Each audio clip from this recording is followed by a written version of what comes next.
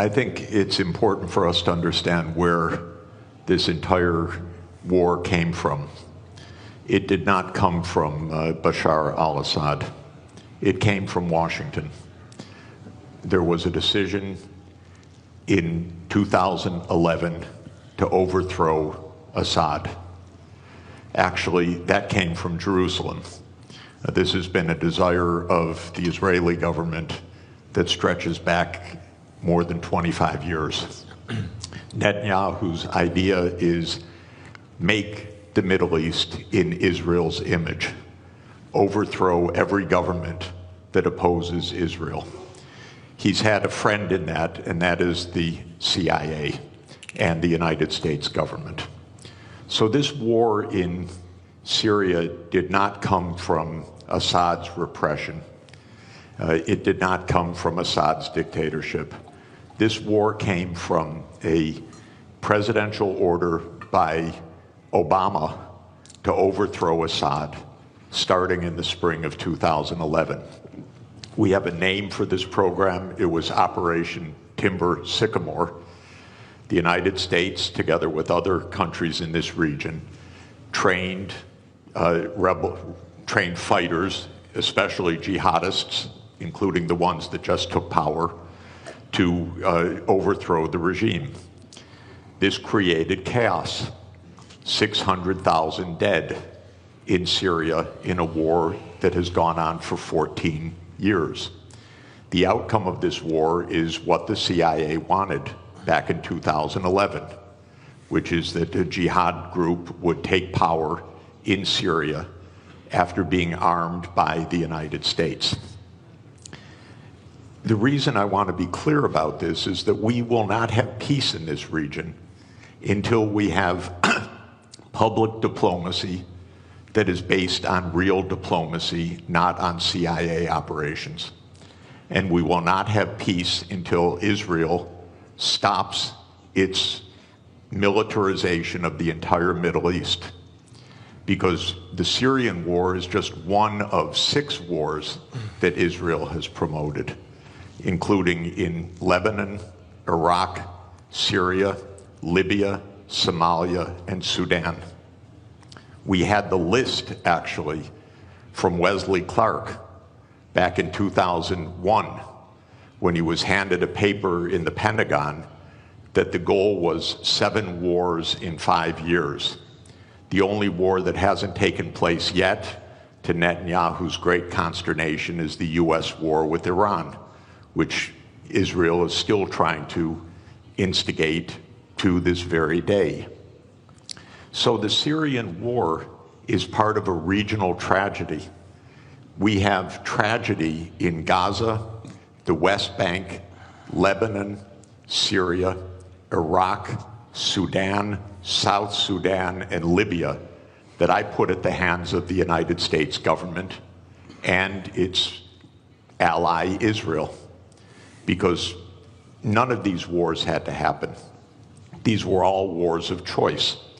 They were all wars that came from the idea of regime change operations, that the United States would determine which regimes operate in which countries.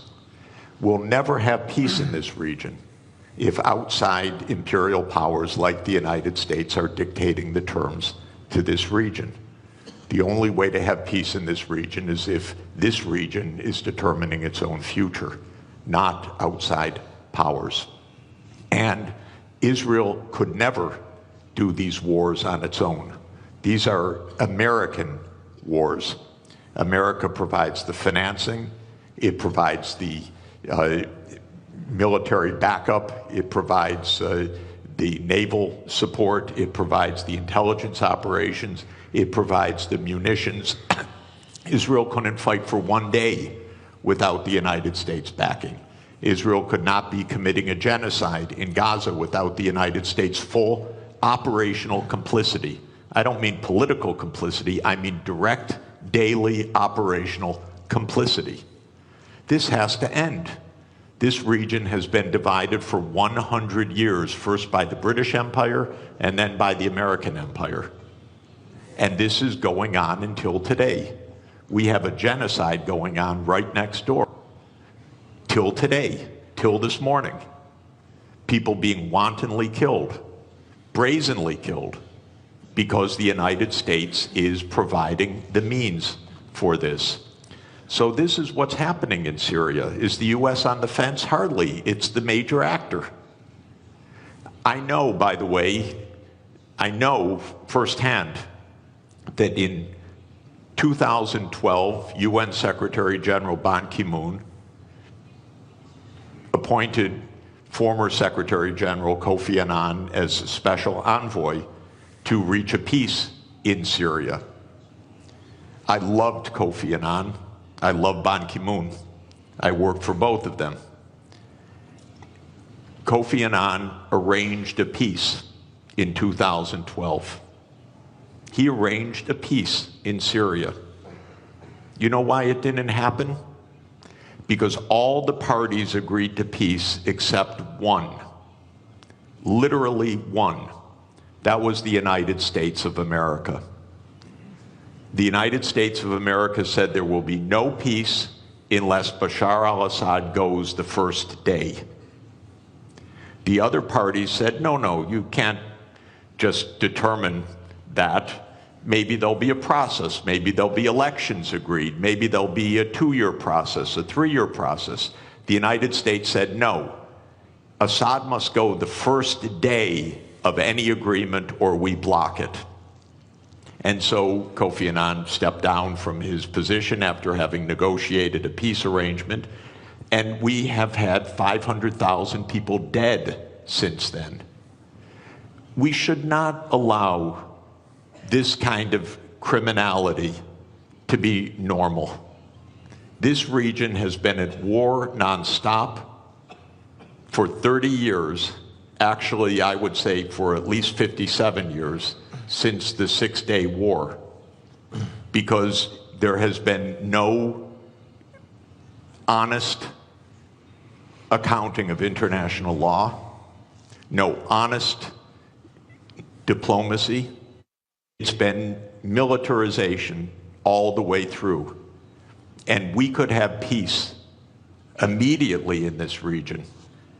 All that is required, in my view, is the United States change its veto of Palestine as the 194th UN member state, because on that basis, all the region would normalize relations and the wars all across this region would stop. But Israel has had control over US policy, and it says no. It wants greater Israel. It wants Israel in Syria. It wants Israel in Lebanon. It wants Israel in the West Bank. It wants Israel in East Jerusalem. It wants Israel in Gaza. And until that stops, we're not going to have peace. So is the U.S. on the fence? Of course not. It's the major protagonist of this whole war and has been for the last 14 years.